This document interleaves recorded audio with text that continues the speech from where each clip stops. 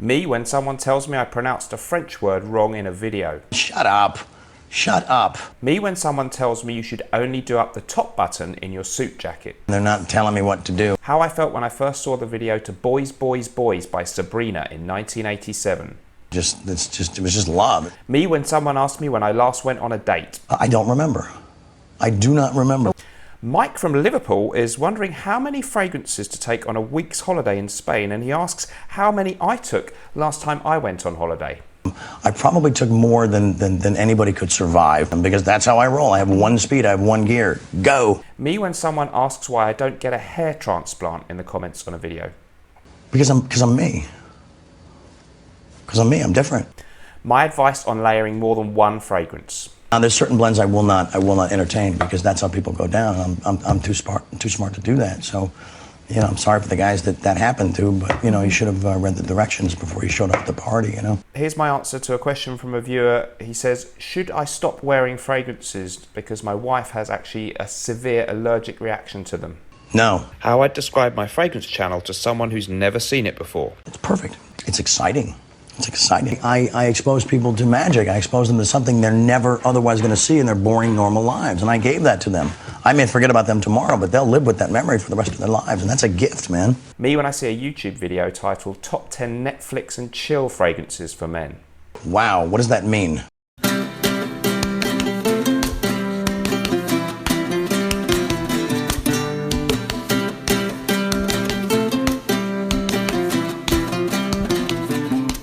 Hi guys, welcome back to the channel. So something totally new and different today. A few weeks, about a week or so ago, I put out a call on Instagram to say, does anyone out there, a viewer of my channel, want me to review their collection? I'm trying a new thing.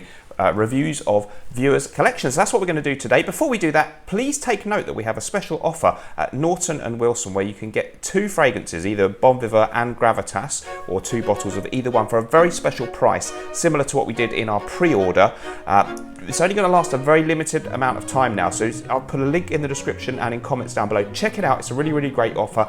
Bon Vivant, superb fragrance for this time of year. It's fresh, but it's complex. And you don't miss out on this chance to get that, and maybe get Gravitas 2 all in one for an amazing price. Okay, so let's have a look at this gentleman and find out all about it. So I was sort of inspired by a few things. I actually watch a really good YouTuber called Archie Luxury, who does luxury goods and particularly watches. He reviews them on his channel, and he does under the name Paul Pluto. He's got 2 channels. He reviews viewers' watch collections, and I always find it really interesting. He gets a bit of information about them, and then he says what he thinks of their collection, maybe what watch they should maybe get rid of and sell, and then maybe what they need to add next. And I thought it'd be fun to do it with fragrances. A bit different because fragrances cost a lot less generally than watches and good watches, and you might have 20, 30, 100 fragrances, whereas the watch collections are smaller. So I've said to people, give me like your top 5, your core 5 fragrances in your collection, and I'll say what I think overall of your collection. We'll find out a bit about you, the viewer, and stuff like that. So it's going to be really fun. And maybe I'll say, here's the fragrance. If I'm going to say, actually, here's all the one fragrance of the 5, I would say, no, get rid of that one, and here's what I would replace it with. Just not that I have any right to say that, but it'll just make it, give it a fun angle. Please let me know what you think in the comments down below. I'm doing these free. Archie charges people for his videos, and I might start doing that soon because it will give you guys the chance to be featured on my channel. You can send photos, all that kind of stuff, be a great gift for someone. But for the moment, I'm doing it free. So if you want to contact me, my email is in the description below, and I won't be doing these free for long. So I'll do a couple more free. It's your opportunity to get on my channel and become slightly famous for absolutely nothing. Okay, so let's see who we've got here. So the gentleman who is involved today is under the name on Instagram, Seasoned Style Blog. He's not really, I'm not doing this with only influencers, but he has an Instagram page, but he's just a viewer of the channel essentially, but he does have his own rather good Instagram page. So here's exactly what he said to me, and I'll just do this very naturally. So in his text or DM or whatever you call it on Instagram, he says, "Hi, I would love to be included in this. I'm on Instagram as Seasoned Style." I'll link his Instagram in the description, which is, if you type Seasoned Style Blog, all one word, which is my blog, blah, blah, blah. In my 50s now, so been a keen frag head since the 80s, really. So since he was really young. And thanks for considering me, and blah, blah, blah. Okay, and he said there's a picture of the fragrances, which is you're going to see on the screen at a point where I think it's appropriate. and we'll find out his list of fragrances. I'm going to come back to that, because before we do that, I will ask for a bit of information about him, because we want to know, we want that human interest aspect to this. So let's see what he says. Okay. So I've asked, where are you in the world? He's in Southport on the northwest coast of England, and that's the home of Royal Open Golf, apparently, which I don't know what that is. So let's see. Right, here we go. My name is Cliff Gillies. I'm 50 years old and I live in Southport on the northwest coast of England with my wife, Helen, and our 2-year-old daughter, Thea. I'm a writer, director, and actor, which also means I work in an office to pay the bills. Yeah, those kind of jobs, unless you're very lucky, often don't bring in a regular, reliable amount of money.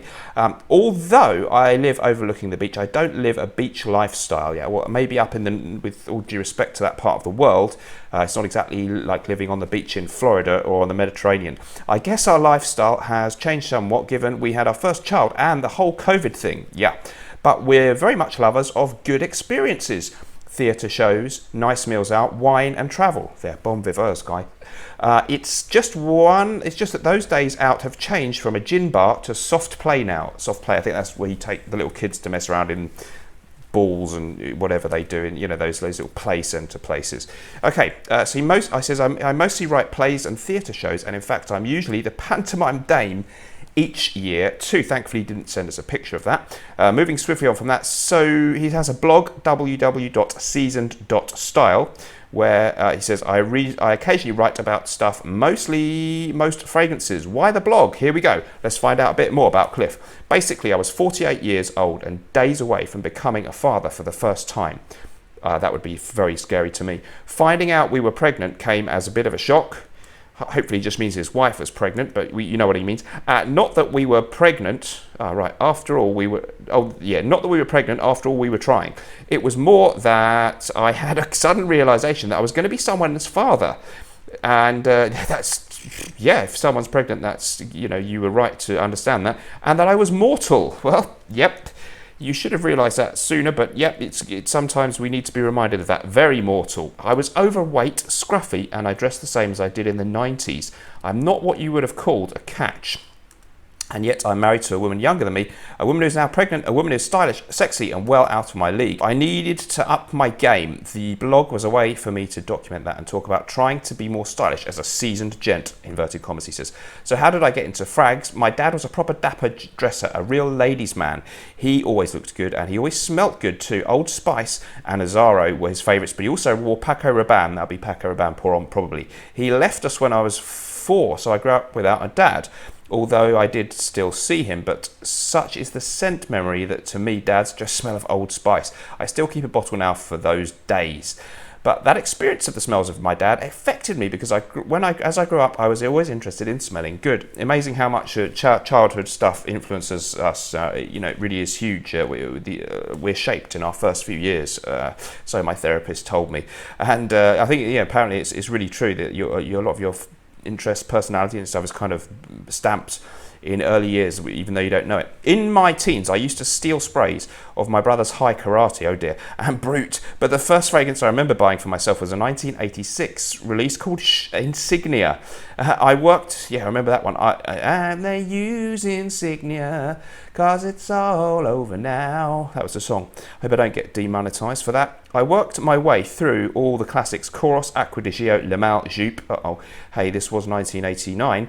No excuse. D&G, other better fragrances were available. CK1, Izzy Miyake, you name it. I was known as the guy that always smelled good, and I always kind of like that. Now I have a collection of around 80 frags, bloody hell. Some I have had for decades. I enjoy frags and the different things I can get from them. I want my child to have those same smell associations to me as I do with my dad too. In fact, one of her favourite pastimes, his child, is to do some smells, and she gets a box of them out, takes out off the lids and smells them all. It's adorable. So, how cute. That's lovely. These days, I'm like you, a lover of the old school stuff. I love the ones I mentioned, but things like Michel de Givenchy, Chanel Pour Michel, and he lists some other ones, so that's great. I've written about the frags I mentioned in the top 5 picture, so that you can find out what he's written on his blog. He sent some pictures. Let's have a look at the frags and let me rate his collection. So he's a bit like me, he likes the old school frags. Here's the picture, fragrance one then. Okay, fragrance one then, it's Dior Eau Sauvage. Well, you can't go wrong with this one. The classic 1966 release from the house of Dior, Edmond Rudnitska, the perfumer. It's a beautiful fragrance. It's citrusy in the opening, very, very lemony, bergamot, beautiful. It was one of the first fragrances to use hedione, which is a kind of sexy ingredient that subconsciously, apparently, you know, genuinely makes women feel attracted to you. That's what they say. It has a lovely kind of crisp, woody, dry down, green, herbaceous tones. It's a really exquisite citrus aromatic fragrance. It's yet to be bettered, really, by anything else from niche houses in the many years since then, and it's absolutely classic. I'm lucky to have a vintage bottle. He doesn't say, I'm assuming he's got the modern one. It's still an amazing fragrance. The vintage one, even better, a bit of that added oak moss. Real sex in a bottle, this one, I think. You know, I've had compliments on this. Great choice, and, you know, a great place to start with your collection. I forgot to grab the bottle of this one, but I'll just put a picture on the screen. I have it too. So the second one that he lists, oh, I should say, yeah, what did he say about Eau Sauvage? I wanted to know also what purpose each fragrance plays in your life. So let me know, guys, what you think are like the 5 categories you need, like a daily wearer, summer scent, whatever, clubbing scent. Probably not this guy if he's in his 50s.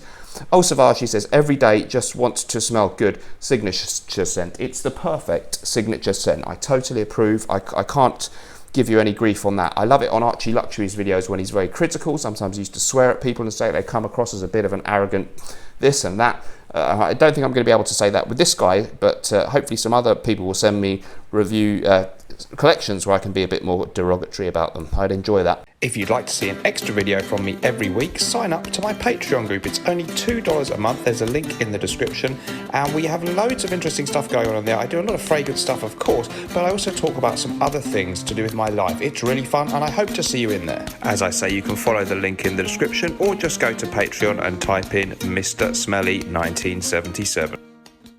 Next up then, Terre d'Hermès. 2006 release, of course. When I want to smell like a king, invincible, classy, when I want confidence. Well, you know what, Terre d'Hermès is a modern masterpiece. It was Jean-Claude Ellena, the perfumer. It's kind of, many people say, like a dirty orange rolled in the earth. It is an absolutely classic, charming, timeless fragrance. It doesn't smell dated or old school in a way that maybe some of his other choices do, and some of my favourites. But it doesn't smell sort of modern and cocky and desperate like some of the modern, you know, Invictus type stuff that I don't like at all. It's a really, really great modern classic from a great house. You know, decent price. It's just a normal designer kind of price. I think the Eau de Toilette is fine. Basically orange, citrusy kind of tones mixed with vetiver and loads of ISO-y super. It is, you know, again, it would be a great signature scent, but it's got a little bit more clout than Eau Sauvage, so I can't argue with that choice. And these, for a guy in his 50s, they're really good choices. Next up then, he's gone for a now sadly discontinued gem. He seems to have the most recent one that they had in a clear cube bottle. I've got the vintage. There's very little difference, so whichever one you can get is great. Rive Gauche Pour Homme. Yves Saint Laurent, the fatherhood smell. Yeah, it's very much a dad smell.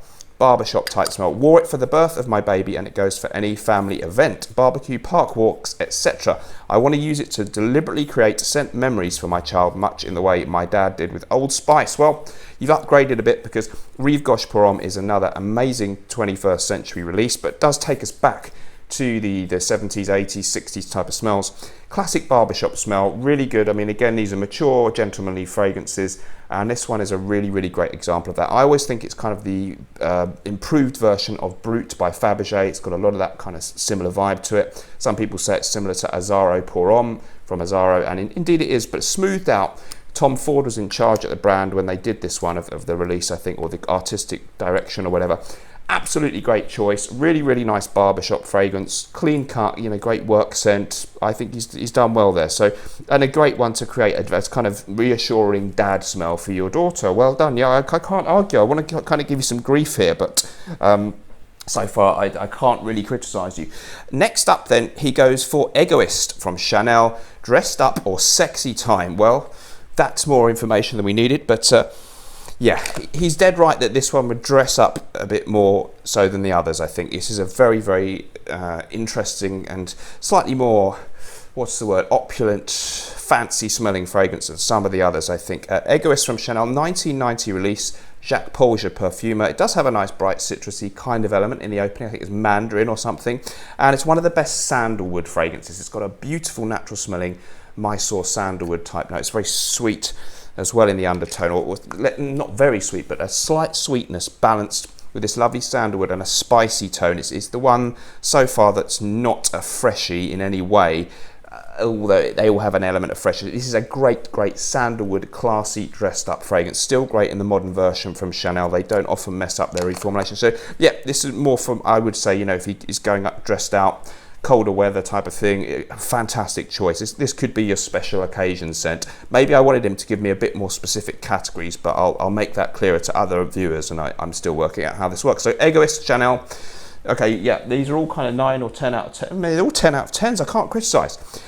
You know, I wanted him to kind of suddenly go, got to be honest, I love Invictus, or I love 1 million, but he hasn't. Last but not least, Fahrenheit from Dior. As the mercury drops on the thermometer, see what he did there? This comes out. I just love the smell of this on a crisp, cold autumn or winter day. I love the smell of it on my scarf. Yeah, I like doing that. If you put it on a scarf or a jumper, very porous woolen things, they stay for ages. Okay, so this is an amazing 1988 release. I forget the perfumers, but it's kind of like petrol and fire in a bottle. Yeah, a kind of leathery, petrol, masculine thing. It's warming, as the name Fahrenheit suggests. It's unlike anything else that had ever come before. And I think, yeah, an absolutely superb fragrance. A 10 out of 10 masterpiece. However, this is the only one that I'm going to say you might do something different. So, you know, I'm only, it's devil's advocate here. This is a great fragrance. If I was to swap out any one of these, this would be the only one I would say, maybe let's give that a little bit of a back roll in your fragrance life now and swap in something a bit more out there for this one. So you could say with Fahrenheit, to an extent, if anyone smells this, it kind of it's recognizable. Most people kind of know the smell of Fahrenheit if they're our generation, who were around in the 90s and earlier 2000s as adults. And it's you know, people are going to say, yeah, that's Fahrenheit, my dad used to wear it, that kind of thing. And you don't always want that. You could say that about some of the others, but this one, to me, it's a bit, you either like it or you don't, and it may be a bit, oh yeah, Fahrenheit, we've all heard of it.